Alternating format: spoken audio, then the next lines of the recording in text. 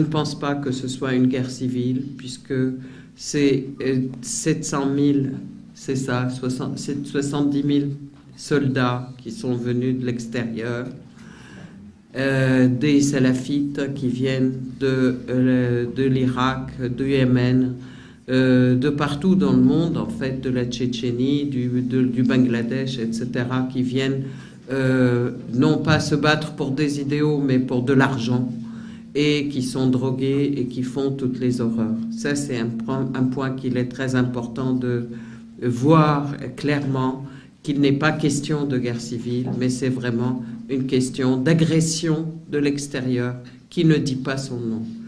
Et en fait, là-dessus, je voudrais rappeler quand même la théorie de Brzezinski, qui est le conseiller d'Obama et aux États-Unis, donc en fait qui mène des guerres qui ne leur coûtent pas un centime et qui ne leur coûtent pas un soldat.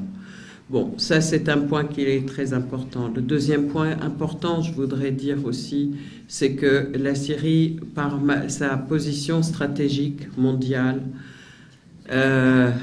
paye pour tout le monde, en fait, et paye pour les autres. En effet, la question, c'est que aujourd'hui, pourquoi, je vois des points d'interrogation, pourquoi elle paye pour les autres. La Syrie est un point stratégique important au niveau de la région, au niveau de l'accès au pétrole, aux ressources pétrolières. La Syrie a aussi une richesse en gaz et une richesse pétrolière. Aujourd'hui, les forces occidentales de l'OTAN, en fait les États-Unis et tous les pays de l'OTAN, visent à mettre la main sur cette richesse et empêcher son accès à la Russie et à la Chine. C'est clair. Et l'argent du Golfe fait aussi qu'on achète ces mercenaires pour faire toutes les exactions, pour détruire le pays, pour détruire son infrastructure. Je rappelle quand même que la Syrie est un pays qui était complètement indépendant et autosuffisant, pas de dette extérieure, pas de dépendance en fait. La Syrie produit ce qu'elle mange et mange ce qu'elle produit. Industrie pharmaceutique qui couvre 95% des besoins du peuple, hein, et surtout pas de dette étrangère, pas de dette extérieure. Ça n'est pas tolérable aux yeux justement des pays de l'OTAN non plus. C'est la raison pour laquelle ce qui est visé aujourd'hui et ce qui a été fait malheureusement, c'est la destruction de toute l'infrastructure en Syrie. C'est la destruction de toute l'industrie pharmaceutique, la destruction des récoltes, la destruction des silos de grains. Et tout ceci pour mettre la Syrie à genoux. Et il est important quand même de voir que c'est ça qu'on veut casser. Il est important de faire appliquer cet accord de Genève. Il est important aussi de faire en sorte que cette mission de l'Artar al-Ibrahimi réussisse. Alors, un deuxième Genève, un premier Genève, et c'est quand même, la Syrie a accepté toutes les missions. La mission de la Ligue arabe, elle a été acceptée et la Syrie a coopéré avec.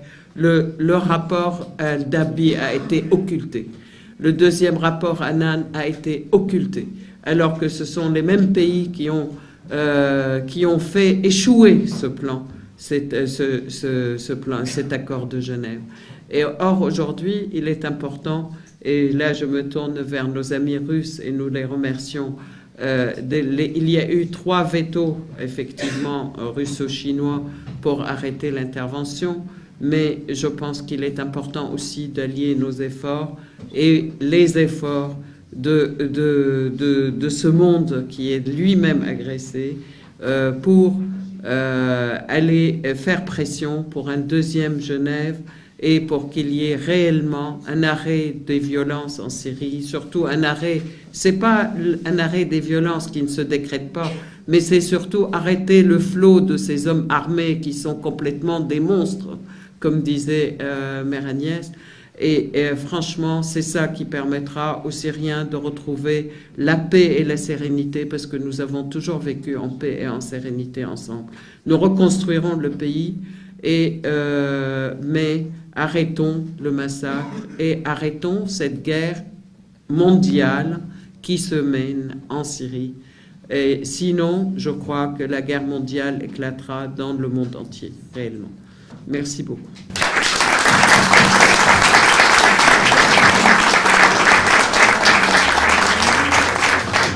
Qu'est-ce que c'est la Méditerranée?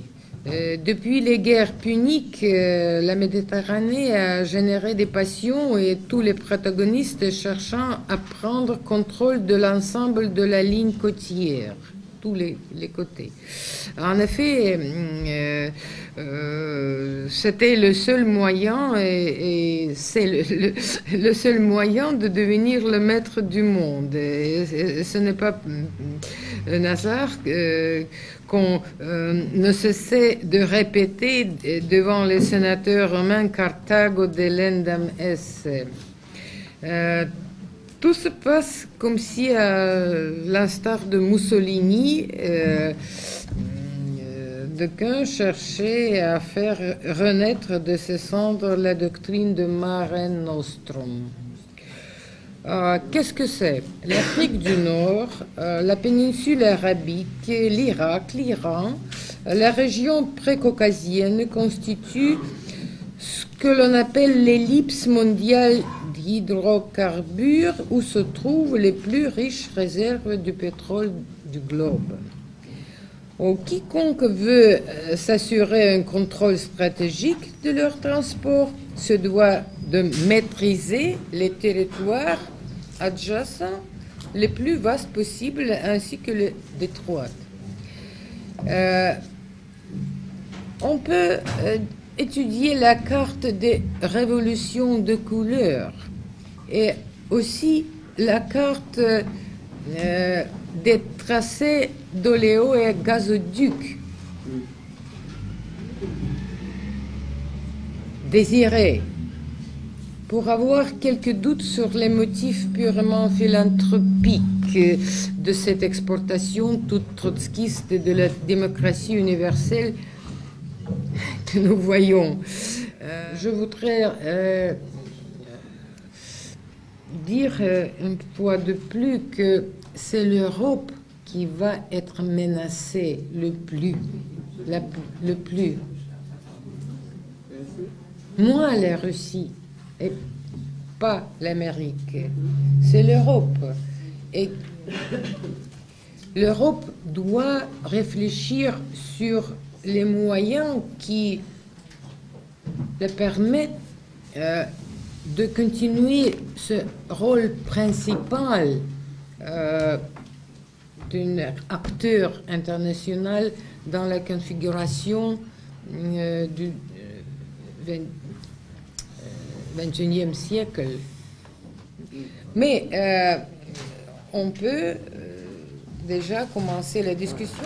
Nous avons été tous émus par les images tragiques que vous nous avez montrées, Anastasia Popova, mais malheureusement, nous aurions pu en présenter d'aussi tragiques émanant de l'armée régulière syrienne qui a massacré un nombre considérable de civils, vous le savez, avec ses attaques aériennes, ou de torture de la part de la police secrète de Bachar el-Assad. Donc, ma tendance, qui est celle de l'observateur impartial que je suis, tout à fait impartial, est de renvoyer dos à dos les deux parties. Et donc, est-ce que vous permettez... Mesdames et messieurs, nous devons écouter... Nous sommes dans l'institut démocratique. Ma tendance est de renvoyer dos à dos les deux parties. Et ça a été effectivement la tendance de l'Union européenne, dont sœur Agnès Marianne Delacroix a avec beaucoup de justesse rappelé qu'elle venait d'obtenir le prix Nobel de la paix, parce que la tendance de l'Union européenne, sa tradition, au moins depuis 1945, est effectivement de prôner la paix. Et dans ces conditions, elle a décidé un embargo contre les armes à l'égard des deux parties. La Russie a d'autres motifs stratégiques, commerciaux, militaires, et elle approvisionne en armes le gouvernement légal. Je ne fais que dire des vérités. Non,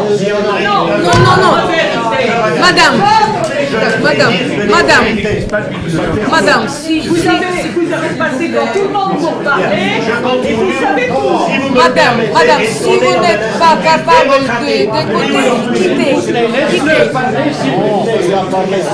Donc la question est la suivante, puisque la Russie continue Pas besoin de venir. d'approvisionner en armes l'armée On entend ça à la télé. ne se rend pas compte, Ben quoi? le gouvernement russe ne se rend-il pas compte qu'il va inciter l'Union européenne à réviser sa politique de non-intervention, alors que je suis, comme vous, comme toi, Andrei, un diplomate favorable à la négociation, et que je pense que la seule chose qu'on puisse faire, c'est amener toutes les parties à la table de négociation selon le principe de Genève. Et s'il ne serait pas... La question qu'il a posée a une réponse très simple.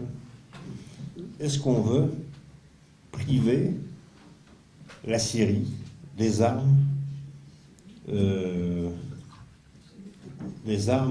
défense, des armes qu'elle n'a jamais utilisées contre quiconque et qui sont une sorte de bouclier de la Syrie devant l'occupation de ces territoires.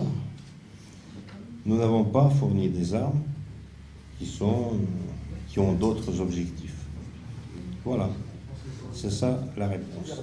Monsieur l'ambassadeur, quelles sont les lignes rouges que vous pensez, avec la discrétion que vous connaissez, que les Américains ne sont pas prêts de toucher? Je crois que c'est une politique, celle des États-Unis, qui n'est pas celle, disons, des pays et des peuples qui veulent être indépendants. Et Madame Narochninska a parlé justement du fait qu'il reste peu d'États indépendants dans ce monde, et c'est très juste. Ils disparaissent.